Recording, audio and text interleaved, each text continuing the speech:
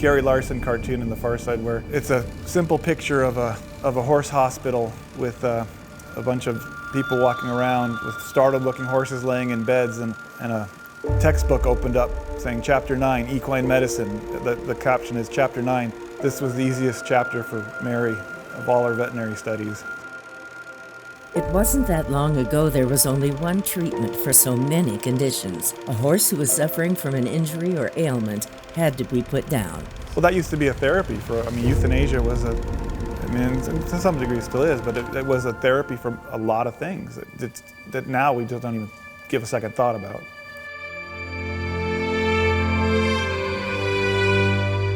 All horses owe a debt of gratitude to this horse named Big Boy, for he's the reason this young man became a veterinarian and was destined to forever change equine medicine. When he was in college at UC Davis, he asked his professors if he could do surgery on the ill-fated colic horses. So he started operating on these horses that would come in with colic, and he started saving them. One right after the next. Boom, boom, boom. He was saving the horses. After taking colic surgery from 0 to a high 90% success rate, next he set his sights on another fatal problem, fixing a horse's broken leg. They just said he's doing this procedure, he can fix a broken leg. This man walks around the corner, very unassuming. He kind of looks like a mixture of a Kennedy and Dennis the Menace all grown up and a Beach Boy. His name is Dr. Doug Herthel, and increasing the life expectancy of a horse was just the beginning of his journey. I don't think he ever met a horse he didn't think he could save. And he'd try everything. It was exhausting because he truly would not give up. He always thought there was an answer somewhere. He pioneered stem cell treatments that fixed bow tendons and soft tissue injuries. Plus, he used them to cure a paraplegic donkey that walked again. He built a state-of-the-art equine hospital with MRIs, CAT scans, and a hyperbaric chamber. Next, he re-examined the role of nutrition. I really think he's the pioneer in nutritional management of disease in the horse. He was President Reagan's vet and worked on elephants and giraffes at Neverland. His clientele is made up of famous people and famous horses. Usaichi Pegasus wins it by a length and a half. And the winner's Alamein. Gold for the U.S. He does it. Well armed. It's all over at Ned Shiva. Well armed boxing with the Dubai World Cup. He always kind of said he never worked a day in his life because he really, truly enjoyed it. It was his passion. He was a fixer, and there were very few things that he couldn't figure out how to fix. Doug's coming down the hill, and Doug's going to have a whole bunch of ideas. And some are going to be good, and some are going to be, whoa, like you've never entertained before. Here comes Doug with, let's stick some bone marrow in there. All of a sudden the success rates skyrocket. His brain had to be the busiest place in the world, even when he was asleep. He was surgeon for the surgeons. He did the little things well, and then the big things happened. He was always working on the next impossible treatment. I knew Doug was innovative. I knew he was a maverick because he had that reputation even in 1982, but I didn't know that it would continue on for the next 36 years like it did. And they interviewed me and I said he was 1 in a million. And then I said, wait, take that. I said he was 1 in a billion. And that was the cover of the Santa Barbara News Press, was 1 in a billion.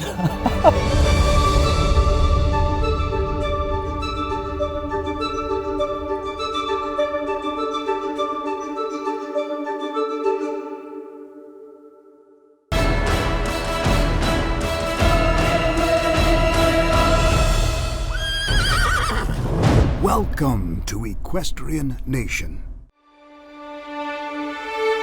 As a young man, Doug Herthel had always been an animal lover. But what interested him in being an equine veterinarian was this horse. His name was Big Boy. Doug was accepted at the College of Veterinary Medicine at UC Davis. And while still earning his degree, Doug's first vet client was an emergency colic surgery for Sheila Varian.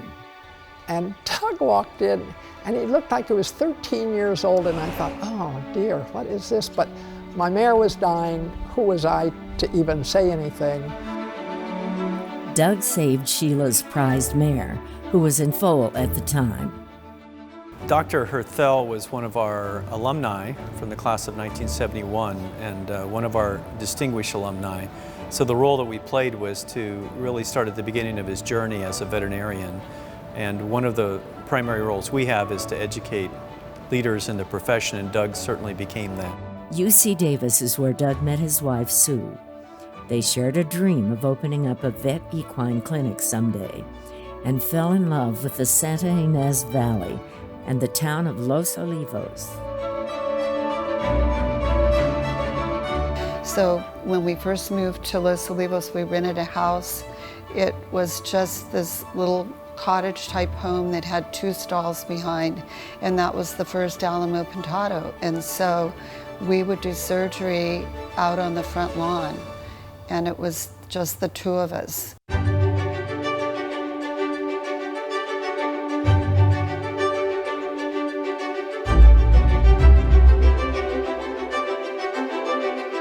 The rented house was on the street named Alamo Pintado, and this is where the Alamo Pintado Equine Medical Center got its start. When we started, we had an old orange Vega that we called Orangeade. Doug and Sue got on the road with Orangeade and started building their clientele.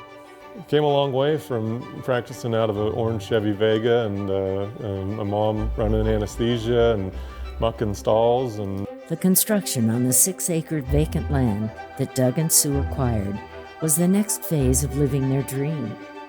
Local horse people in the Santa Ynez Valley didn't get why they were building a vet clinic in tiny Los Olivos. He saw that we were going to need a state-of-the-art equine hospital staffed by the country's best veterinarians, and none of us saw that. And he built Alamo Pintado, and they came.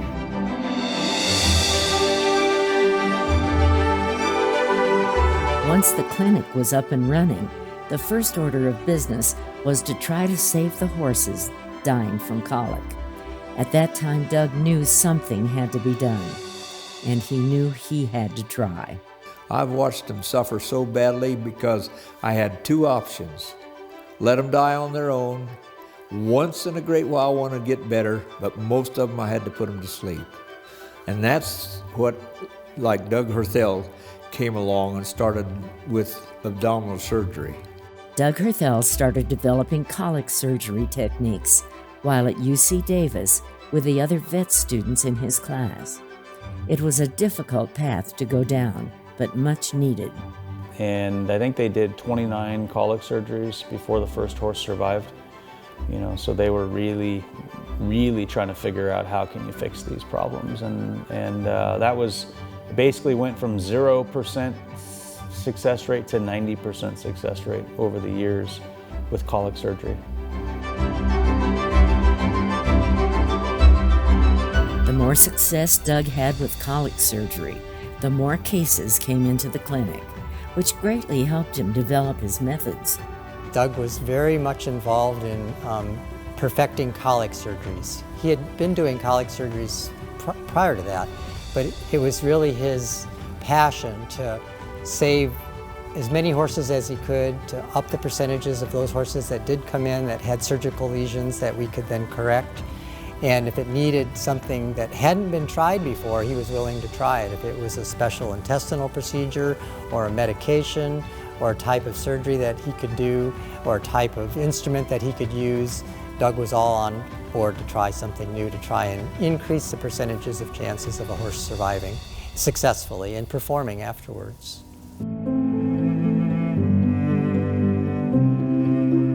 As Alamo Pintado continued to expand and their caseload in surgery grew, they hired more veterinarians out of vet school. It was a nice situation that some of what the vets learned in vet school came from what Dr. Herthel was doing at Alamo Pintado. Doug innovated a lot of the surgeries that I learned in vet school. A lot of the things he did, we're still doing today. with great success. Even though Dr. Herthel's colic surgery methods were discovered in the 80s, his passion for perfecting colic surgery never left him. Every case that came to the clinic got his attention. And even late at night, you'd be doing surgery. It'd be 2 in the morning.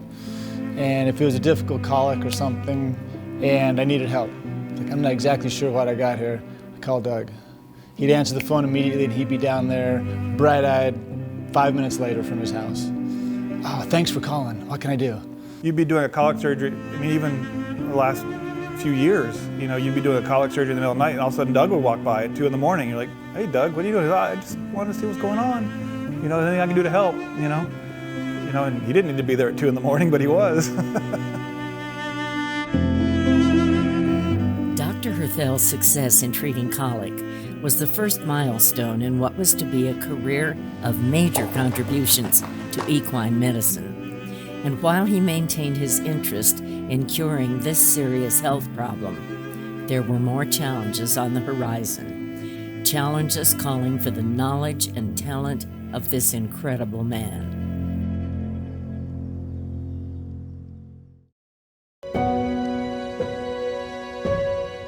Horses have been used by man since the beginning of time, marking thousands of years of working together. But over all these years, if a horse got wounded and broke its leg, it meant the end of that horse. As recently as 1990, this was still the case. Well, broken legs, there was nothing you could do for a broken leg. There was no pins or screws or anything available. Tried to put them in a cast and it wouldn't work, so you put them down. With the building of his clinic and perfecting colic surgery behind him, Dr. Doug Herthel set his sights on the age-old fatal problem, fixing a horse's broken leg. It was May 1991, and Sandy Wheeler-Nichols had a 3.5-month-old quarter-horse filly break her leg. Her vet recommended taking the horse to Alamein Equine Medical Center. He had heard that they might have a new technique to fix her broken leg. He just started to tell us how he has this procedure where he would put a titanium rod in her leg and wrap it with metal, and she should be okay. And it was kind of just basically that simple. The filly's name was Wrigley, and although Wrigley's condition was grave, the surgery was flawless, and Doug saved her life. And the filly came through it miraculously just fine, and it went just like he said it would. The interesting thing about it was, I didn't realize he'd never done it before. It was all in his head. It was just a theory. So when he did this procedure, he was just trying it out, and it worked. Wrigley went on to live a full life without any complications from Dr. Herthel's first broken leg repair. One of the reasons the surgery was a success was Doug's decision to use a different type of metal. He figured out to use titanium. Everybody was using stainless steel, and he's like, stainless steel isn't working well enough. So, you know, we were on a hunt for metal, you know, and we were at a bike shop, found mountain bikes were getting popular, and he's like, oh, what are these made out of? And oh, this titanium, it's strong, it's flexible, it's soft, you know, let's try that. It was more protective of the bone structure. It wasn't something that would always become the overwhelming part of the bone. It was something that would be more incorporated into the bone. Titanium and horse bones were a match made in veterinary heaven. Doug was off to the races in fixing horses' broken legs, saving the animals, and giving new hope to horse owners everywhere. He would lay the horse down, he'd take measurements on the surgery table. We'd get in the car, we'd drive up the road to the shop. Where he had grinders, and he had lathes, and he had drills, and he had special steel saws where he actually designed his own intermedullary pins. He'd pull out a piece of raw titanium. And he'd start building implants in the middle of the night, and he'd see sparks flying as he was grinding on different things. And cut them to the specifications and customize them essentially for whatever bone we were trying to fix. Then he'd take that pin and he'd come down and he'd, you know, clean it, sterilize it. He'd be scrubbed in, and boom, they'd put it in that horse. He fixed a ton of horses with stuff that was just his own kind of engineering prowess. This was an ever-changing work in progress. Every fracture is unique. Doug had to custom make the materials he needed, and at the same time, he was pioneering techniques to place the titanium pins into the leg. So a couple of his approaches were quite novel in that when horses break their legs, sometimes there's a lot of soft tissue damage done to the surrounding tissues. And so sometimes when you try and put that fracture back together again, you disrupt those soft tissues. So he tried to devise ways to come in to fix the bone from above or below that where the area was that was damaged. So he didn't have to invade that damaged area, which then cut down on the infection rate tremendously because you didn't go through that bad tissue. You left that bad tissue alone. One of the biggest challenges in fixing a horse's broken leg is bringing them out of the anesthesia. They thrash around and want to stand up right away, resulting in undoing the repair. Doug had to devise a safe cushion place, a kind of wake-up area for the horse. And so he figured, well, maybe we'll recover them in the water. So he built a pool, and he took the horses over on the trolley and lowered them into the pool so they recovered in some water. And then as the horses recovered, we would lift the grate up from the bottom of the pool and they would be standing. They wouldn't have to go through this lateral to standing position. And so the horse would wake up floating, and then as the horse became more conscious, then the plate would raise up and bring him or her out of the water. That was his invention, and it's commonly used everywhere. It's been a long time coming. Since the dawn of time, all horses' broken legs were a death sentence. Truly, there were amazing breakthroughs in equine medicine, and Doug Herthel was at the forefront in the veterinary world.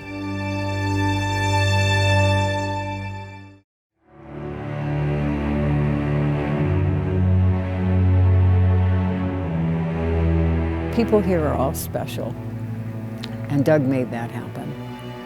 It was just Doug and Sue at the beginning. So he formed this. This is holy ground as far as I'm concerned.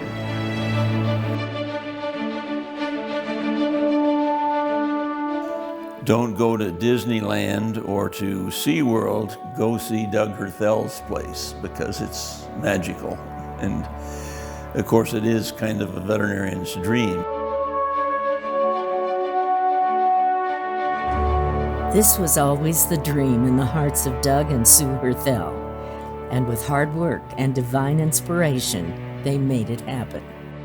This place is like a family. The people that work here all own horses. Doug and I have horses, and so we can just be ourselves and show our true emotions, and we feel for people that have a pet that's ill. So we try and do the very best we can. You know, as horse owners, the best thing to do is just enjoy your horse and don't worry about the medical end of it, and just use common sense. And if you do have a problem, there's plenty of good veterinarians out there to help when you have that, but you know, mainly just enjoy your horse, take good care of them, and do with what you want with them. I mean, it's like your childhood doctor. You walked in and you're like, okay, it's all gonna be okay now. He made me realize you always have hope. You don't have to give up. We were working hard, and day after day after day, and I think, oh, another horse is coming in. He would show up and just go, so what do you got?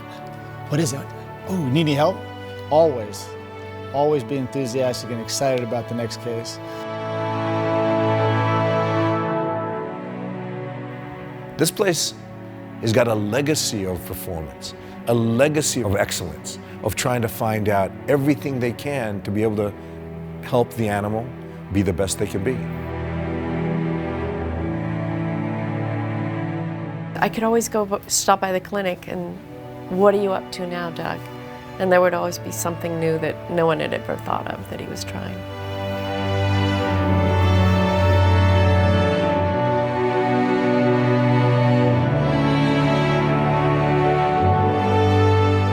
There's that old saying that I think it's from Will Rogers, and I think it's been attributed to Ronald Reagan, and I think it's been attributed to Winston Churchill, that there's nothing better for the inside of a man than the outside of a horse.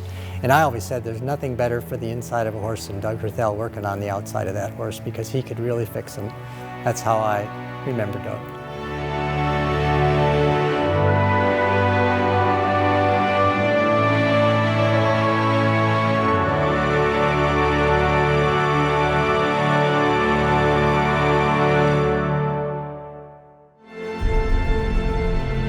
With building his Equine Medical Center, perfecting colic surgery, and pioneering mending broken legs behind him, Dr. Doug Herthel was on to his next frontier, regenerative medicine. Tendon and ligament injuries, all we did was rest them. And maybe did a little exercise, and our success rates were low. I mean, we weren't successful. And here comes Doug with, let's stick some bone marrow in there. All of a sudden the success rates skyrocket. I was always impressed with the fact that he used bone marrow to repair some tendons before stem cells were talked about. And that's what it was stem cells. The site of injury could be anything, a tendon, a ligament, whatever. And he initiated that therapy just on his own and published the first paper about it. And these cells are helpful because they include cells that can help build and restore and regenerate tissues. Which in turn creates tremendous healing capabilities. This was a major breakthrough for horses, trainers, and horse owners everywhere. It used to be when you had bowed tendons or torn suspensories or anything like that was soft tissue, that it was pretty much the future of that horse was going to be trail riding or being a broodmare. And then when stem cell therapy first started, and Doug was on the cutting edge of that, most of those horses got to go back to work again.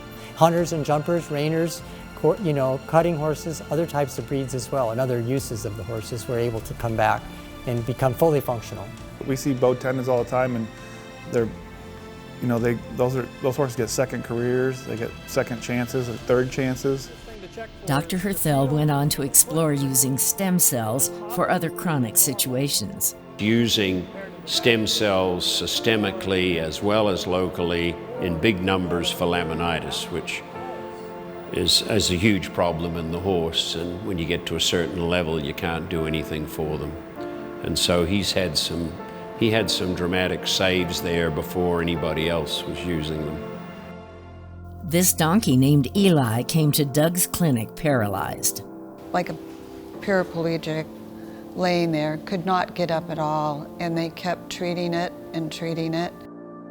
Like the laminitis treatment, Doug used stem cells in big numbers to treat Eli's paralysis. And then this one night, Doug went down to the clinic, and I think Aaron had said, Eli's up. Who picked Eli up? Well, everybody checked around, and Eli had gotten up by himself.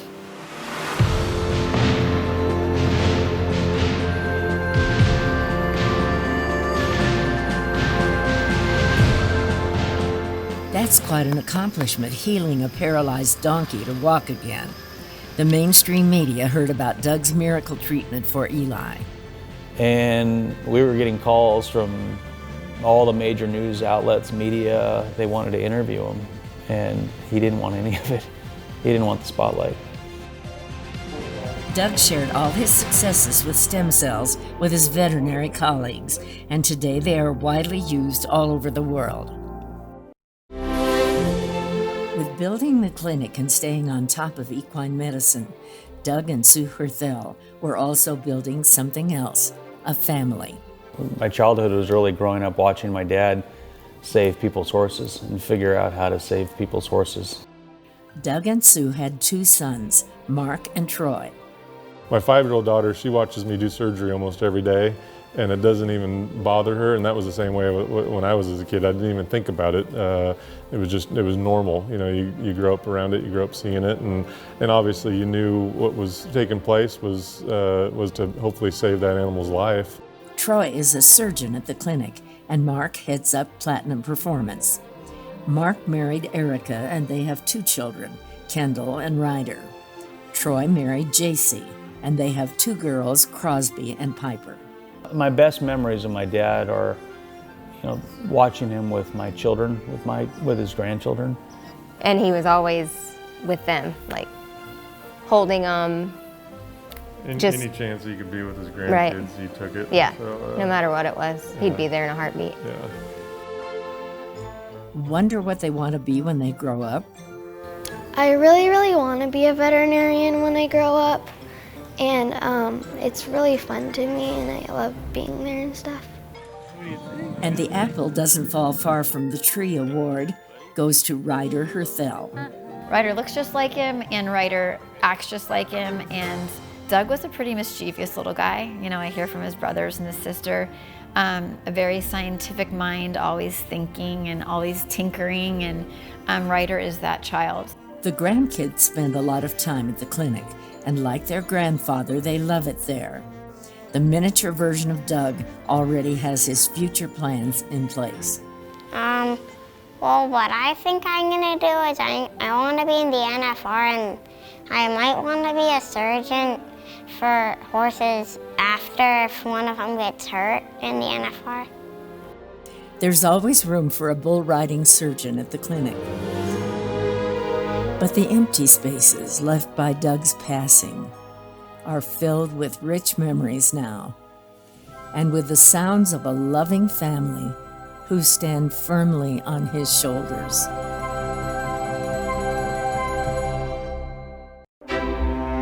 These are the buildings where the veterinary pioneer made his discoveries. The Alamo Pintado Equine Medical Center, located in the heart of star-studded Santa Barbara County, California.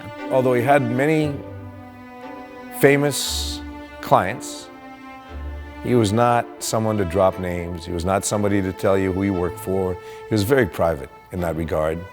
Bill Derrick to Michael Jackson to Ronald Reagan, and he just treated him like anybody else. The celebrity clientele was just a normal occurrence for the staff at Doug's Alamo Pintado. I said, oh yeah, Bo Derrick came by the clinic. I operated on her horse. Before my dad died, he goes, the next time she comes, you let me know. I'll fly up there and I'll visit. I want to, I'm like, Dad, it's just like everybody else here. She's just a regular person.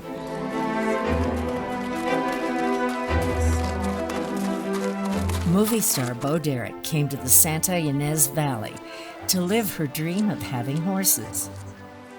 And Doug was there the first day I got my first horse, and he was my counsel, my knowledge, my friend. And so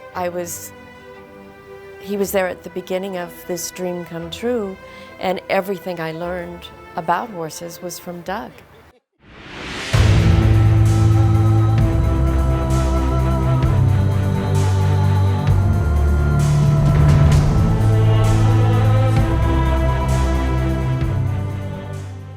It was the fall of 1991.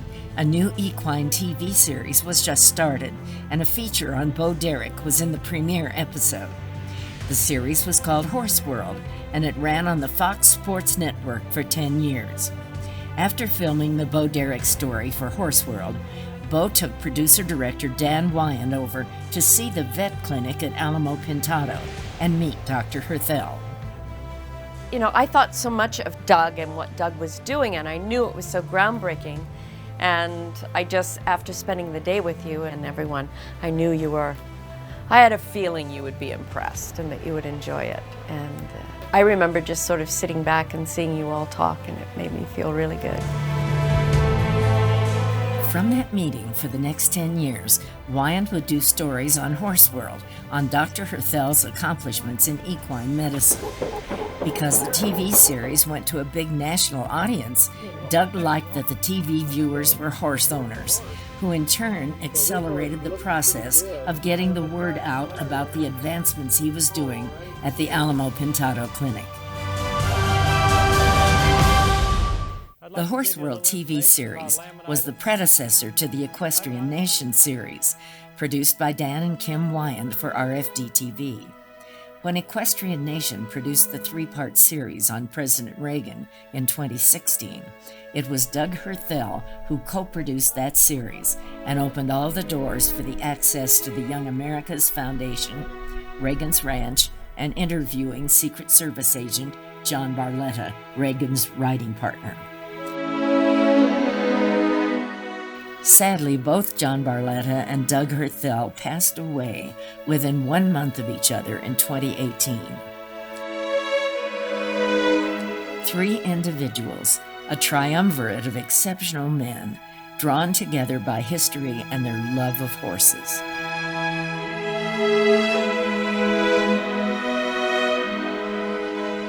After almost 30 years of TV producer Dan Wyand and Dr. Doug Herthel working together, the President Reagan series was the last project.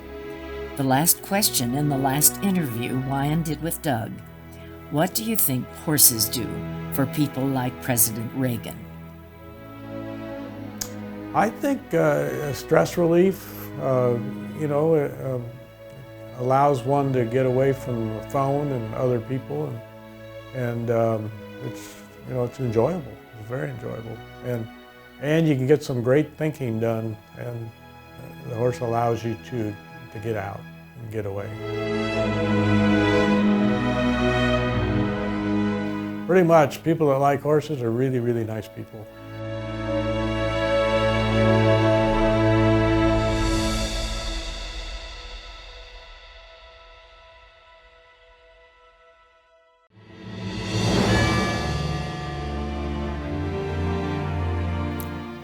President Reagan's ranch is at the crest of the Santa Ynez Mountains, called Rancho del Cielo. One day a horse was injured from getting its jaw stuck in a horseshoe latch on a barn door, and it broke its jaw when it pulled back. Dr. Herthel was called, and he did an emergency surgery at the ranch and wired the horse's jaw back together. A few days later, he did a follow-up visit. Agent Barletta basically told me that the president wanted to say hello and thank me for fixing his horse. And so I figured, well, that's a little nervous experience. I said, you're going to be fine. And in 5 seconds, the president made him feel at ease. I quite figured I'd be totally nervous, and sure enough, when I got to the tack room in the barn, we ended up, the president was here waiting to thank me, and which was pretty neat. But the interesting thing was I was probably more calm talking to him than anyone I've ever talked to. We were just in awe of him. Everybody was, whether you were with him politically or not. The man himself was just a pleasure to be with. So he had a way about him that just relaxed you, and he was incredibly appreciative.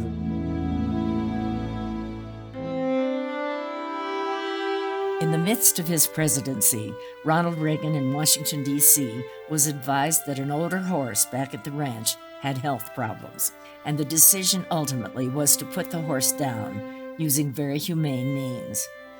One night shortly after, the phone rang at home and I answered it, hello, and they said, this is so-and-so. We're calling for the President of the United States who would like to speak with Doug Herthel. Is he at home? And I thought it was a joke. I was like, the President of the United States? But it was President Reagan. He just couldn't thank me enough for the way I did it. And then he kept talking about other things, other horses, and then he wanted to know how the veterinary clinic was doing, and how's my staff, how's things going, and with all that going on, that he cared enough about an animal to make that phone call. I remember those calls. I figured they must be archived. And so here's the calls he had with his veterinarian, and there's notes taken what the conversation was. And so I remember seeing that, and like one or two of the next calls was like Tip O'Neill. So here he called Doug Herthel as veterinarian, and then he'd call Tip O'Neill, and it was just really weird to see who he was speaking with and how his veterinarian was right in there. But that was Reagan, and in fact, Dr. Herthel has great memories of his relationship with the president when he was taking care of the horses at the ranch. One time I was on the hill and up here, and he wanted to know if I wanted to go listen to the radio broadcast, and I said, no, I better keep working. And then he'd come down and talk, and one time he told me veterinary jokes for about an hour. And so I'm a veterinarian, and I don't know any veterinary jokes. And so I couldn't reciprocate, but he had more jokes having to do with veterinary things related, and you know, I wish I'd written them down. That's an Arabian, and this is an Anglo-Arab, thoroughbred Arabian. I would say President Reagan was probably, you know, one of those, looking back, one of those figures that, you know, my dad looked up to. Like I looked up to my dad. You know, I think he looked up to President Reagan, was definitely one of those influential figures, and they had a, you know, they enjoyed each other's conversation, and the president was certainly very grateful for my dad for how he took care of his horses. They had this camaraderie that was a really strong bond. The great communicator, as he was called, not only communicated well with people, but with horses too. The horse that he rode most during the presidency was a gift from the President of Mexico to Reagan, and the horse's name was El Alamein. El Alamein was crazy. The president would take him out of his stall, and he'd rear up and walk on his hind legs, firing with his front feet and screaming. And he was a very difficult horse to control, but the president never had a problem on him. As years went by, El Alamein's bad behavior got worse, to the point that Agent Barletta called their vet, Dr. Doug Herthel. And I said, Doug, there's something wrong with El Alamein. Well, what is it? He taught me how to pressure point. I said, no, I can't put my finger on it, but he just doesn't feel right. Can you come up and ride him, and you'll see what I'm talking about. And so I did. I came up and we went for a ride. And we're out there for a little bit, and I'm going, well, do you feel what I'm talking about? And every time the horse would see a gopher hole or a butterfly, he'd shy.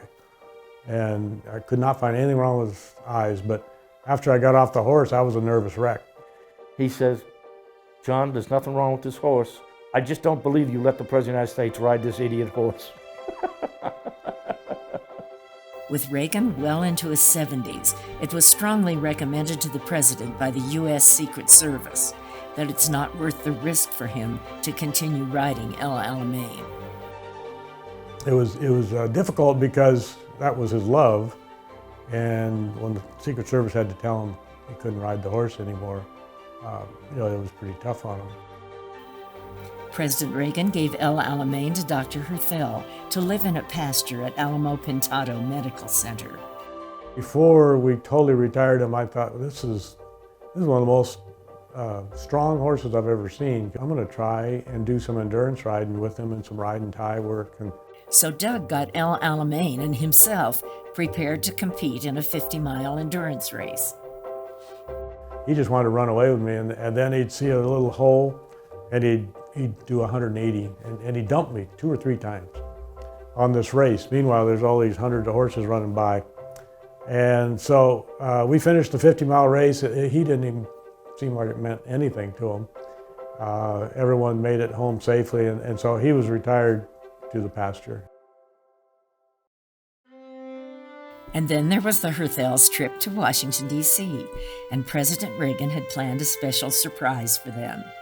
The park police at Rock Creek Park would take them to see the horses Reagan rides, talk to them about a horseman's life in Washington, and then came a lovely bonus. Unbeknownst to us, the President and Secret Service had scheduled a ride for my wife and I. So we went past the Watergate, we were crossing across the freeways, and then we got down to the monuments. The thrill was unbelievable. And so then we took more riding down toward the Capitol and then over to the White House. And you know, we were exhausted. It was so exciting. And then the next day, we got to see the president in the White House, and my son and my wife and I. And he just wanted to talk about the ranch and talk about the horses, and was very jealous that we were able to do that ride. He says, you know, I hope I can do that ride someday. I hope I get a chance to ride through the monuments like you guys did. So that was an experience of a lifetime for us. And then we finished in front of the White House I've still got a picture of, you know, me sitting on Mrs. Reagan's horse in front of the White House. That was there was a lot of memories growing up as a son of Doug and Sue Herthel, and part of the clinic, and there were a lot of memories with a lot of amazing people and their horses, and that was certainly one of them.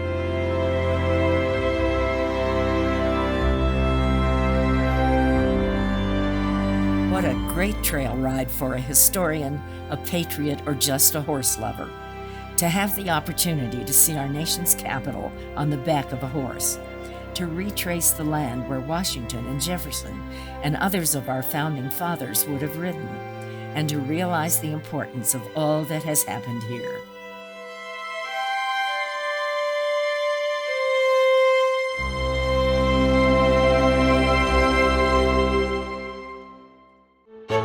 If you consider horse racing to be the sport of kings, then the Alamo Pintado Equine Medical Center, located in Los Olivos, California, attracted much horse royalty.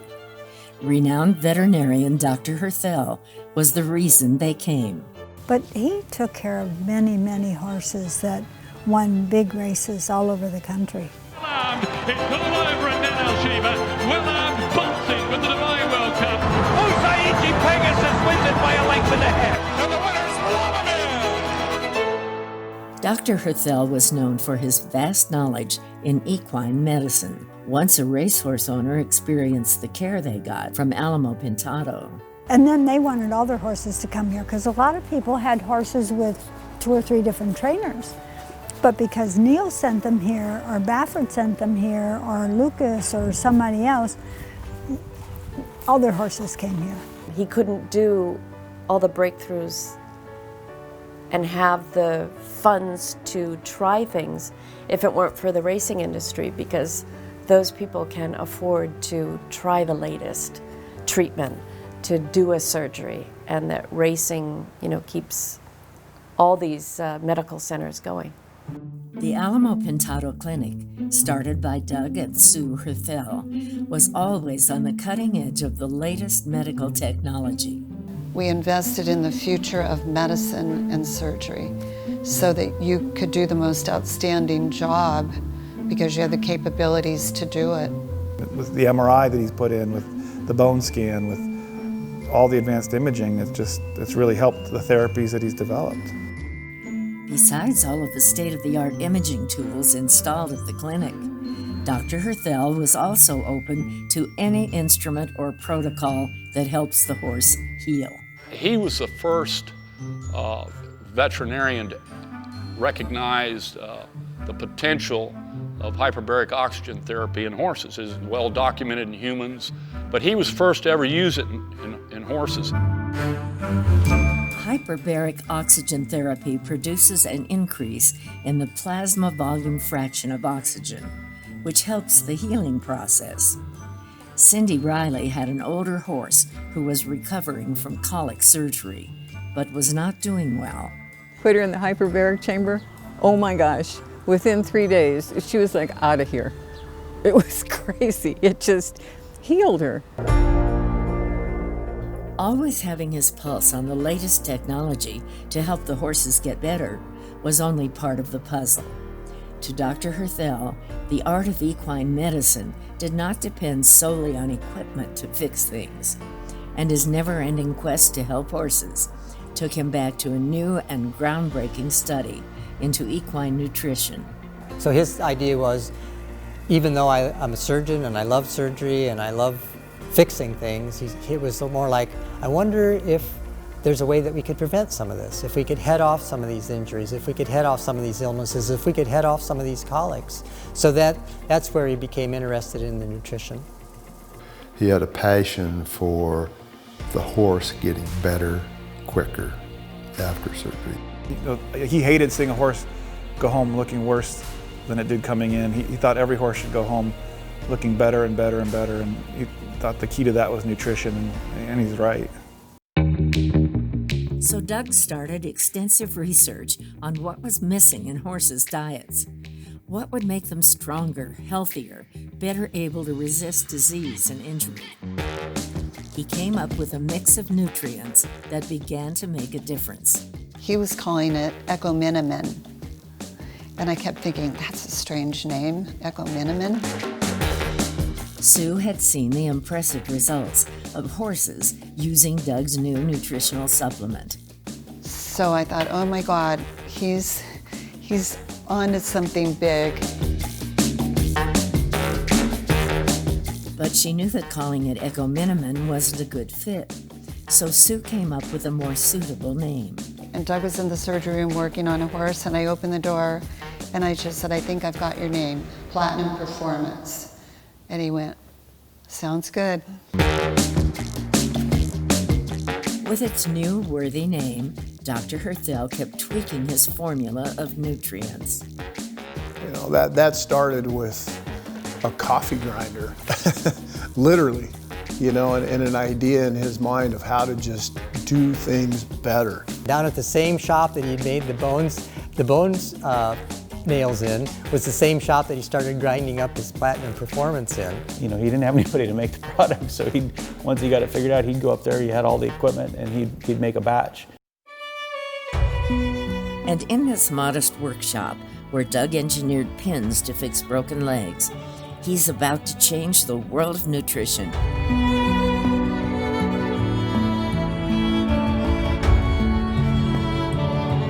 It made a big difference in the way the horses would leave the hospital. I mean, they would come in looking ragged and, you know, from their problem, and they would leave looking like $1 million. The vitamins and the antioxidants, which I think was where he really pioneered things, were not necessarily in all equine feed diets. One of the keys to the formula's success was to use ingredients that were almost entirely human grade and had the right levels of each nutrient. Dr. Herthel made his nutritional supplement available to other veterinarians, and there were some skeptics. As I say, it took me about 3 years to become a true believer, and of course, now it just flies off the shelves in our place because we're very evangelical about it. You know, I watched him develop it over the years. And again, go to a racetrack, go to a showground, and you'll see big buckets everywhere. The Platinum products and what they've done for horses, you know, there's a percentage limit on how many horses we treat with surgery, and then there's huge numbers that we can treat with medical treatment, and I really think he's the pioneer in nutritional management of disease in the horse, to lower the level of disease and to treat really difficult problems. As Dr. Herthel immersed himself in nutrition, he learned how omega-3 fatty acids, antioxidants, and trace minerals could influence disease processes. He became convinced of the power of nutrition and its place in veterinary medicine. Doug's son, Mark Herthel, co-founded Platinum Performance with Dr. Herthel, and today is taking the company to the next level by doing nutritional research on what Doug's formulas are doing to the biology of the horse. How nutrition is actually the biggest influencer of the biology of the horse, whether it's the gut microbiome, whether it's biomarkers, whether it's neurologic condition. It's pretty exciting. It's no longer just nutrition now. It's a whole nother way of looking at it. And my dad started that. Dr. Herthel knew his nutritional formula was working from the changes in the horse, but he didn't always know why and exactly what it's doing. Now Mark Herthel is leading the way into the future with significant innovative research on newer science like microbiome.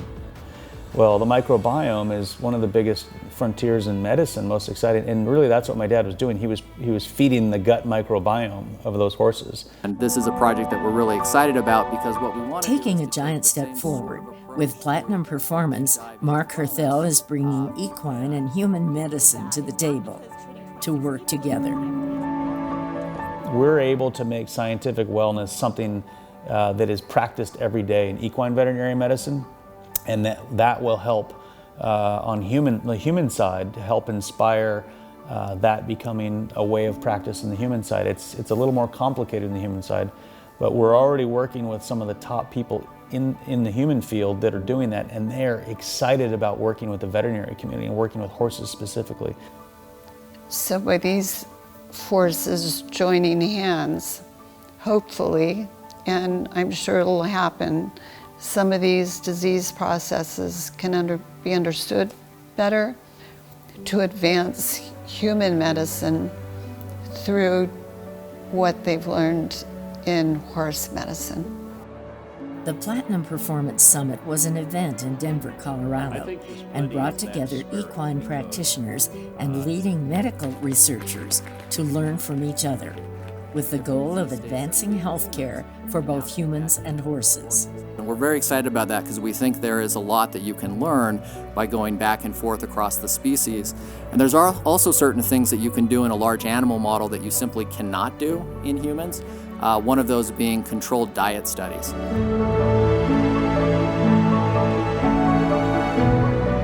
Man and horse have had a natural partnership since the beginning of time. And now, once again, they're starting a new journey into the future of health. And Dr. Herthel laid out the trail to get them there.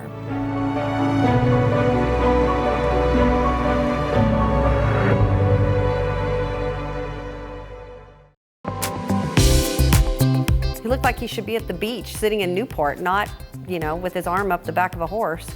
So we just always loved him to death. There is a deep sense of continuance when you follow in the footsteps of someone great. He has planted the seeds, mentored those who knew him, and prepared them for this moment, leading and teaching by example so that they can do the same. What can we do to better advance health? And I think my brother's looking at that on kind of the nutritional side, and we're looking on the medical side. And I think in the years to come, there's a lot of exciting things. Looking at a new kind of approach to medicine and to wellness, and so I think there's a lot of exciting things in our future. It's an exciting future ahead for Doug's people, who have been privileged to live and work in the company of this gifted doctor. There is everything to look forward to, because with all of his generous teaching, a part of his spirit lives in each of them. We've had 75 or 80 interns at Alamo Pintado since 1983 through now, probably maybe even close to 100, and hundreds and hundreds of students that have come through. So I always thought that the best thing that he did was teach them that you just keep trying, you just keep trying, you just stay open to new ideas, you stay open to giving it everything you've got and then some, and if it doesn't work, think of something else that will work.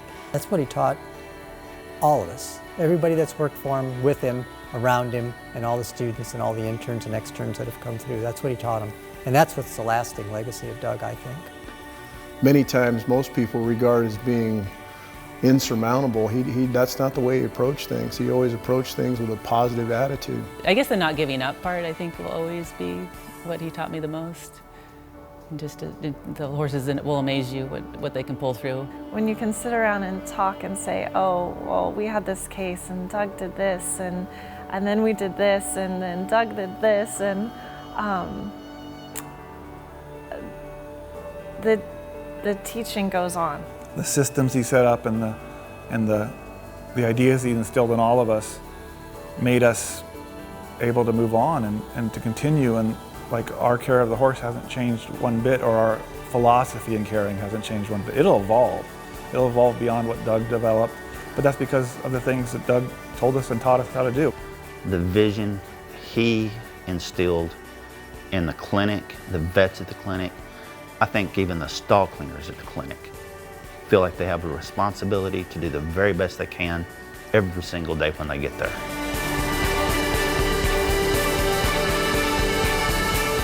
Everything was exciting to him, and he never lost that. What set him apart was his ability to go beyond what his schooling taught him and do innovation throughout his entire career. Innovations to try to find new therapies, new treatments. He was always pushing the envelope.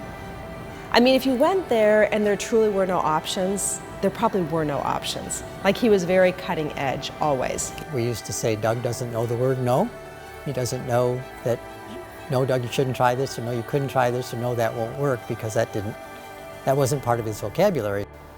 To watch him work on an injured animal, you know, there was something very special going on there. really cared. His brain, he didn't think like the rest of us. He was constantly thinking outside the parameters of normal medicine.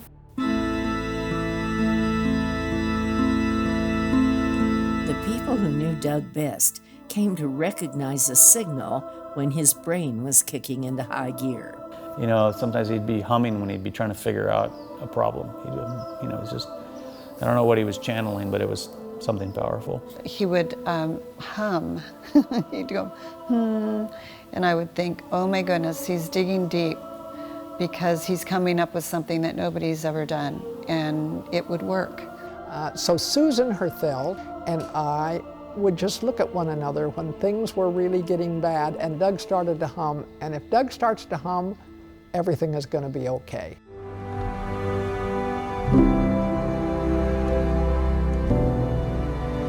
A day-working cowboy brought in his 8-year-old son's horse that needed colic surgery.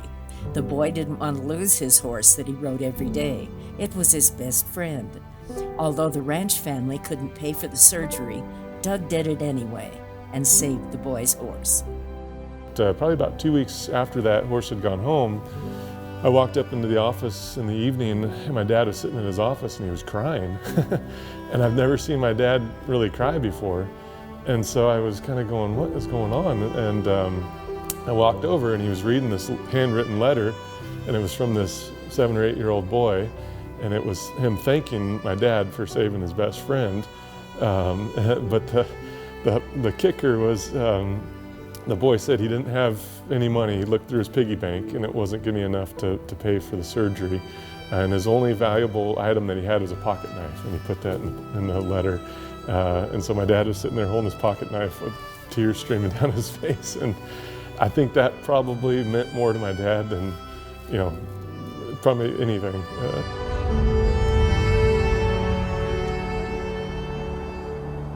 One of the most things I admired the most about him is how brilliant he was and how he had done so much in his life, yet a lot of people really had no idea because he just was not a braggadocious person at all. Didn't take credit for anything, just did it all. And I think that's probably the biggest thing about him, is he treated everybody the same. Whether it was President Reagan, whether it was his team, his staff, his family, it was always the same. It was always the same Doug. He was my dad, he was my best friend, and he was my coworker, colleague, and he was my mentor. Yeah, every day I kind of think to myself, you know, okay, what would my dad do in this situation? You know, how would he treat this horse? Or, you know, what would he say to these people? And I feel him all the time. Quite strong. Yeah. To me, Doug made hoof prints. Yeah, and so those paths are there everywhere. And so he was proud of his accomplishments, and he was proud of his staff. He loved his family above anything on earth, and he did it his way, and he was a success in almost everything he accomplished.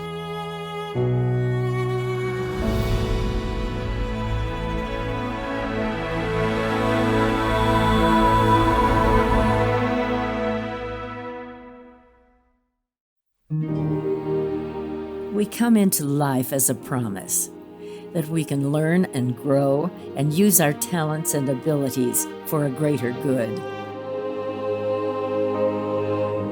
Dr. Doug Herthel leaves an enormous legacy as a healer, a scientist, an innovator, and a kind and generous force in the world of veterinary medicine. He taught his staff well so they could carry on his work with the spirit and purpose he gave it. It has been said that he left hoof prints all over the world, as many of his methods, discoveries, and protocols are now standard in the industry. He is a giant and stands tall, not only in his profession, but also as a wonderful husband, father, and grandfather.